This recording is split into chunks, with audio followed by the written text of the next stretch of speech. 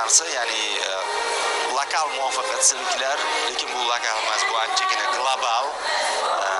To'g'ri finalga chiqishdi, ammo mana bunday holatda mag'lub bo'lishdi. Shuning uchun qarang, saudiyaliklar qoyil, ular ham qolishdi. Qolishdi. Gap yo'q, bo'ldi. Masala yo'q. Gap so'z bo'lishi mumkin emas. Shunga olib bordik, ular ham o'z o'rnida hurmatga sazovor bo'ldik, ketdik. Oltin medallar sari, kubok sari.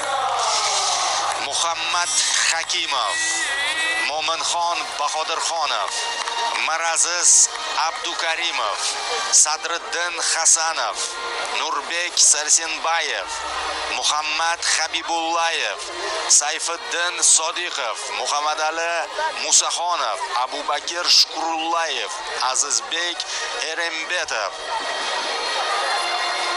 Ne'matulloh Rustamjonov, Ibrohim Shokirov, Hojiakbar Botiraliyev, Amirxon Murodov, Akbar Muhammadov, Bahodir Ezbaskanov, Abdulloh Fazliddinov, Behruz Saidmurodov, Azizbek Abdumominov, Jamshidbek Rustamov, Asilbek Aliyev, Faridjon Abdullayev, Diyorbek Mahmudjonov, bosh murabbiy Islombek Ismoilov va uning butun murabbiylar shtabi hammasi, menejerdan tortib shifokorlar, matbuot kotibi, administratorlar, masajchilar, hamma.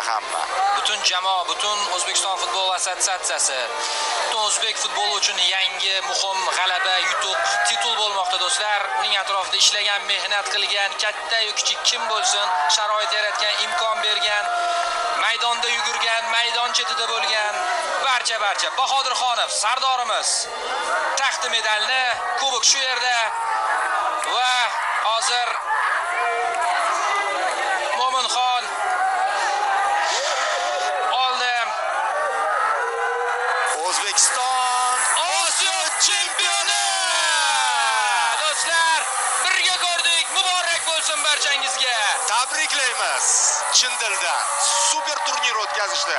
Bir nafasda birinchi turdan finalgacha yetib borishdi va finalda hamma yoqni portlatib tashlashdi emotsiyalar bilan. Mana shunday qo'lga kiritiladi chempionlik. Mana shunday yoziladi tarix. Mana shunday mardonavor tarzda bosib o'tiladi chempionlik.